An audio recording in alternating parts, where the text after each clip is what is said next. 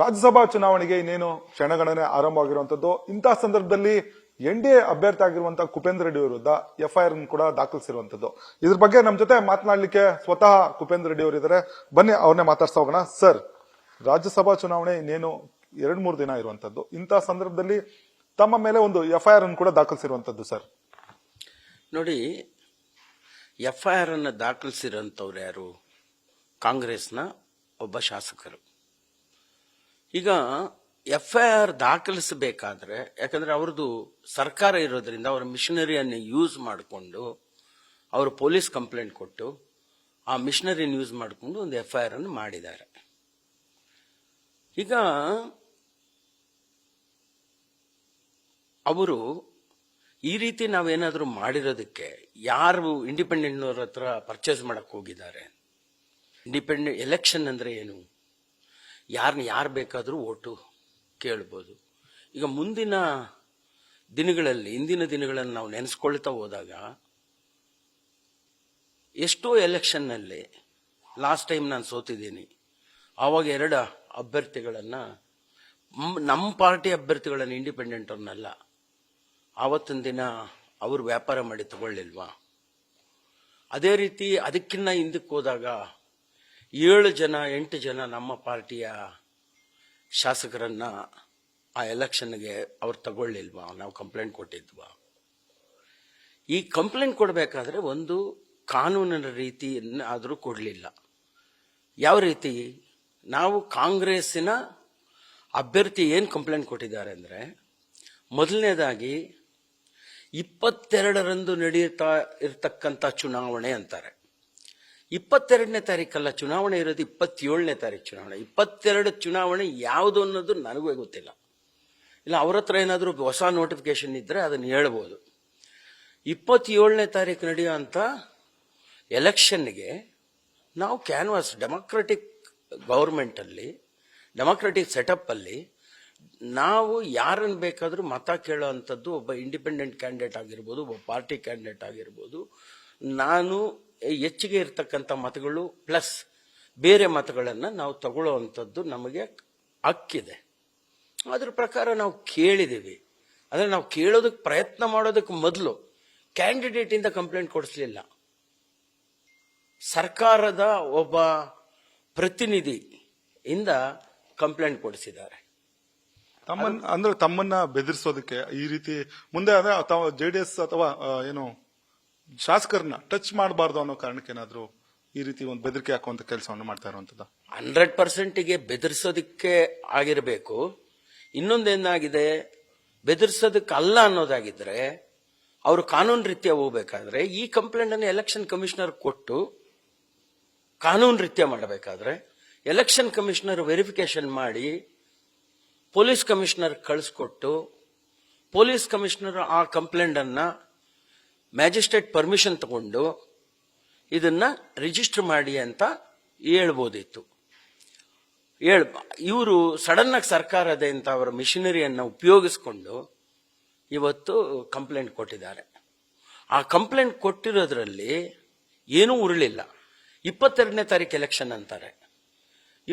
ಆತರವಾಗಿ ಎಲ್ಲಾನು ಮಾಡಿ ನಮ್ಮನ್ನ ಬೆದರಿಕೆ ಮಾಡಲಿಕ್ಕೆ ಇದನ್ನು ಮಾಡ್ತಾ ಇದ್ದಾರೆ. ಈ ಬೆದರಿಕೆಗೆ ತಾವು ಯಾವ ರೀತಿ ಉತ್ತರ ಕೊಡ್ತೀರಿ ಸರ್ ಮುಂದಿನ ದಿನಗಳಲ್ಲಿ? ನೋಡಿ, ಈ ಬೆದರಿಕೆಗಳಿಗೆ ಎದುರ್ಕೊಂಡೋಗಿ ಈ ಸೆಟಪ್ ಅಲ್ಲಿ ನಾವು ಕುಂತ್ಕೊಳ್ಳೋಕಿಲ್ ಬಂದಿಲ್ಲ. ನಾನು ಒಂದ್ಸಲಿ ರಾಜ್ಯಸಭಾ ಸದಸ್ಯನಾಗಿದ್ದವನು, ನಾನು ಒಬ್ಬ MLAಗೆ ನಿಂತು ಸೋತಿದ್ದವನು. ನನಗೆ ಈ ಕಾನೂನಿನ ಸೆಟಪ್ ಈ ಕಾನೂನಿನ ಸೆಟಪ್ ಚೆನ್ನಾಗಿ ಗೊತ್ತಿದೆ. ನನಗೆ ಎದುರ್ಕೊಳ್ಳೋ ಪ್ರಮೇಯ ಏನಿಲ್ಲ. ಈಗ ಶಾಸಕರು ಅಂದ್ರೆ ಯಾರಾದ್ರೂ ನೀವು ಅವ್ರನ್ನ ಶಾಸಕರನ್ನ ಸಂಪರ್ಕ ಮಾಡಿ ಅವ್ರಿಗೆ ಆಫರ್ ಮಾಡಿದ್ರೆ ಅವ್ರಿಗೆ ಒಂದು ವಿರೋಧ ಅನ್ಸಿದ್ರೆ, ಅಂದ್ರೆ ತಮ್ಮ ನಡೆ ವಿರೋಧ ಅನ್ಸಿದ್ರೆ ಅವ್ರು ದೂರ್ ಕೊಡ್ಬೇಕಾಗಿತ್ತು. ಇಲ್ಲಿ ಶಾಸಕರು ಒಂದು ಬೇರೆ ಶಾಸಕರು ದೂರ್ ಕೊಟ್ಟಿರುವಂತದ್ದು ಎಷ್ಟು ಸಮಂಜಸ ಅನ್ಸುತ್ತೆ ಸರ್? ನಾವು ಅಪ್ರೋಚ್ ಮಾಡಿರ್ಲಿಲ್ಲ. ಯಾರ್ಯಾರ್ದು ಹೆಸರು ಹಾಕಿ ಕೊಟ್ಬಿಡೋದು, ಅಂದ್ರೆ ನಮ್ಮ ಒಟ್ಟಿಗೆ ಯಾರ್ಯಾರು ಇರ್ತಾರೆ ಅವ್ರಿಗೆಲ್ಲ ಹೆಸರು ಹಾಕ್ಬಿಟ್ಟು ಊರ್ ಬಿಡಿಸ್ಬಿಡೋದು ಅಂತ, ಅವ್ರು ಹೋಗಿ ಮಾತಾಡಿಸ್ಲೇಬಾರದು ಅನ್ನೋದು. ಇದೆಲ್ಲನೂ ನಿಮ್ಗೆ ಗೊತ್ತಲ್ಲ, ಪ್ರೆಷರ್ ಟ್ಯಾಕ್ಟಿಕ್ಸ್ ಅಂತಾರೆ. ಆ ರೀತಿ ಮಾಡ್ತಾ ಇರ್ತಕ್ಕಂಥದ್ದು. ಮುಂದೆ ಇದು ಯಾವ ರೀತಿ ಕಾನೂನು ಹೋರಾಟಗಳು ಏನಾದರೂ ಇದೆಯಾ ಸರ್ ಮುಂದಿನ ದಿನಗಳಲ್ಲಿ? ಈಗ FIR ಅಲ್ಲಿ ಏನಿದೆ, ಅರೆಸ್ಟ್ ಮಾಡ್ತಾರಾ? ಮಾಡಲಿ, ಅದು ಕಾನೂನು ರೀತಿಯ ಇರೋದಿಲ್ಲ ಅಲ್ಲಿ. FIR ಅಲ್ಲಿ ಏನಿದೆ, ಅವ್ರು 506 ಹಾಕಿದ್ದಾರೆ, ಇನ್ನು ಕೆಲವು ಬೇರೆ ಸೆಕ್ಷನ್ಗಳು ಹಾಕಿದ್ದಾರೆ. ಅವ್ರು ಕಾನೂನಲ್ಲಿ ಮಾಡಲಿ, ಮಾಡಿದ ತಕ್ಷಣ ಪಾರ್ಟಿ ಇದೆ, ನಾನೊಬ್ಬ NDA ಅಭ್ಯರ್ಥಿ ಆಗಿದ್ದೀನಿ, ಅವರು ಇದಕ್ಕೆ ಏನು ಮಾಡಬೇಕು ಅನ್ನೋದನ್ನು ಅವರು ನೋಡ್ತಾರೆ. ಆದರೆ ನಾನು ಇದ್ರ ಬಗ್ಗೆ ಹೋರಾಟನೂ ಮಾಡ್ತೇನೆ ಕೋರ್ಟ್ನಲ್ಲಿ. ನಾನು ಇದ್ರ ಬಗ್ಗೆ ಹೋರಾಟ ಮಾಡಿ ಅದನ್ನು ಈ ರೀತಿ ಮಾಡಿದ್ದಾರೆ ಅಂತ, ಮತ್ತು ನಮ್ಮ ಲೀಗಲ್ ಆಗಿ ಡೆಫರ್ಮೇಷನ್ ಹಾಕಬೇಕು ಅನ್ನೋದನ್ನು ನಮ್ಮ ಅಡ್ವೊಕೇಟ್ಸ್ ಸಜೆಸ್ಟ್ ಮಾಡ್ತಾ ಇದ್ದಾರೆ. ಈ ಡೆಫರ್ಮೇಷನ್ನು ಸಹ ಹಾಕೋದಕ್ಕೆ ನೋಡ್ತಾ ಇದ್ದೀವಿ. ಇನ್ನೊಂದು ಕಡೆ ಕುಮಾರಸ್ವಾಮಿ ಅವರು ದೆಹಲಿಗೆ ತೆರಳಿದ್ರು, ಅಮಿತ್ ಶಾ ಅವ್ರ ಜೊತೆ ಈ ಒಂದು ವಿಚಾರವನ್ನು ಕೂಡ ಪ್ರಸ್ತಾಪ ಮಾಡಿದ್ದಾರೆ. ಜೊತೆಗೆ ಮುಂದಿನ ರಣತಂತ್ರ ಯಾವ ರೀತಿ ಇರಬೇಕು ಅನ್ನೋದ್ರ ಬಗ್ಗೆ ಕೂಡ ಚರ್ಚೆ ಮಾಡಿದ್ದಾರೆ ಅನ್ನೋ ಮಾಹಿತಿ ಕೂಡ ಲಭ್ಯ ಆಗಿರುವಂತದ್ದು ಸರ್. ಕುಮಾರಸ್ವಾಮಿ ಅವರು ಡೆಲ್ಲಿಗೆ ತೆರಳಿದ್ದ ವಿಷಯ ಬೇರೆ. ಅವರು ಹೋಗಿದ್ದು ನಾರಿಮನ್ ಅವರ ತೀರ್ಕೊಂಡಿದ್ರಿಂದ ನಾರಿಮನ್ ಅವರು ಕರ್ನಾಟಕದಲ್ಲಿ ವಾಟರ್ ಪ್ರಾಬ್ಲಮ್ಗೆ ಈಗಲ್ಲ 35 ವರ್ಷಗಳಿಂದ ಅವರು ಒಡೆದಾಡಿದ್ದಾರೆ. ಅವ್ರ ಬಗ್ಗೆ ಇಡೀ ಕರ್ನಾಟಕದ ಪ್ರತಿಯೊಬ್ಬರಿಗೂ ಗೊತ್ತಿರುವಂಥ ವಿಷಯ. ಅವ್ರು ನಮ್ಮ ಕರ್ನಾಟಕದ ಇಶ್ಯೂ ಬಗ್ಗೆ ಇಡೀ ರಾಷ್ಟ್ರದಲ್ಲೇ ಅವರಷ್ಟು ಪರಿಣಿತರಿದ್ದಂಥವ್ರು ಯಾರು ಇರಲಿಲ್ಲ. ನೀವು ಯಾವ್ಯಾವ ಟೈಮಲ್ಲಿ ಎಷ್ಟೆಷ್ಟು ಅಲೊಕೇಶನ್ ಬಂದಿದೆ ಅನ್ನೋದು ಕೂಡ ಅವರಿಗೆ ಬಯಾರಟಿತ್ತು. ಅಂಥವರಿಗೆ ದೊಡ್ಡವರು ಹೋಗೋಕ್ಕಾಗಲ್ಲ ಅಂತ ಹೇಳಿದ್ದಕ್ಕೆ ಅವರು ಟ್ವೀಟ್ ಮಾಡಿದ್ರು. ಕುಮಾರಣ್ಣವರು ಸಡನ್ ಆಗಿ ಹೋಗಿ ಅವರನ್ನು ಮೀಟ್ ಮಾಡಿ ಬರಬೇಕಾದ್ರೆ ಅಮಿತ್ ಶಾ ಅವ್ರನ್ನ ಮೀಟ್ ಮಾಡಿರ್ಬೋದು, ನನಗದು ಗೊತ್ತಿಲ್ಲ. ಅದು ಯಾಕಂದರೆ ಅದ್ರ ಬಗ್ಗೆ ನನಗೇನು ವಿಚಾರ ಗೊತ್ತಿಲ್ಲ. ನಾರಿಮನ್ ಅವರು ಇದಕ್ಕಂತೂ ಹೋಗಿದ್ದಿದ್ದು ನಿಜ. ಸರ್, ಇನ್ನೇನು 2-3 ದಿನ ಇದೆ ಚುನಾವಣೆಗೆ. ಯಾವ ರೀತಿ ಸಿದ್ಧತೆ ಆಗಿದೆ, ಜೊತೆಗೆ ತಾವು ಎಷ್ಟರ ಮಟ್ಟಿಗೆ ಗೆಲ್ಲುವಂತ ವಿಶ್ವಾಸ ಇದೆ ಸರ್? ನೋಡಿ, ನಮ್ಮಲ್ಲಿ 5 ಶಾರ್ಟೇಜ್ ಇದೆ. ಗೆಲ್ಲಬೇಕು ಅಂತಲ್ಲ, ಲಾಸ್ಟ್ ಟೈಮ್ ಗೆಲ್ಲಬೇಕಾಗಿತ್ತು, ಅವರು ಸೋಲಿಸಿದ್ರು. ಈ ಸಲ ನಾವು ನಿಂತಿದ್ದೀವಿ, ಈಗಲೂ ಸೋಲಿಸ್ತಾರಾ? ನಾವು ಪ್ರಯತ್ನ ಪಡ್ತಾ ಇದ್ದೀವಿ. ಗೆದ್ರೆ ಗೆಲ್ತೀವಿ, ಇಲ್ಲಾಂದ್ರೆ ಅವ್ರು ಸೋಲಿಸೋದು ಇದೆಲ್ಲ ನೋಡಿದಿರಲ್ಲ. ಯಾಕಂದ್ರೆ ತುಂಬಾ ಜನ ಈ ಸೆಟಪ್ ಅಲ್ಲಿ ಅವ್ರ ಪಾರ್ಟಿಯವರೇ ಆಗಿರ್ಬೋದು ಭಾರಿ ನೊಂದಿದ್ದಾರೆ. ಆದ್ರೂ ನಮಗೆ ನಾವು ಕೇಳ್ತಾ ಇರೋದು ಆತ್ಮವಿಶ್ವಾಸದ ಮತಗಳು. ಅವರು ನನಗೂ ಸ್ನೇಹಿತರಿದ್ದಾರೆ. ಅವರು ಎಲ್ಲರನ್ನೂ ನಾನು ಅಪೀಲ್ ಮಾಡೋದು ಒಂದೇ, ನೀವು ಯಾಕಂದ್ರೆ ನಾನು MP ಆಗಿರುವಾಗ ತುಂಬ ಹೋರಾಟಗಳು ಮಾಡಿದ್ದೀನಿ.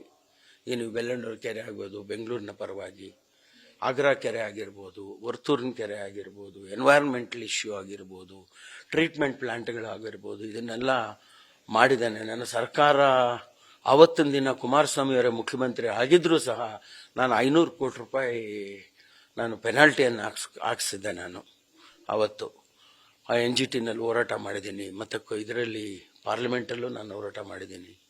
ಅದರಿಂದ ನನಗೆ ಒಂದು ಅವಕಾಶ ಕೊಟ್ಟರೆ ನನಗೇನು ಸರ್ಕಾರಗಳಲ್ಲಿ ಕೆಲಸ ಮಾಡೋದಕ್ಕಿಂತ ಹೆಚ್ಚಿಗೆ ನಮ್ಮ ರಾಜ್ಯದ ಪರವಾಗಿ ಹೋರಾಟ ಮಾಡಲಿಕ್ಕಾಗ್ತದೆ.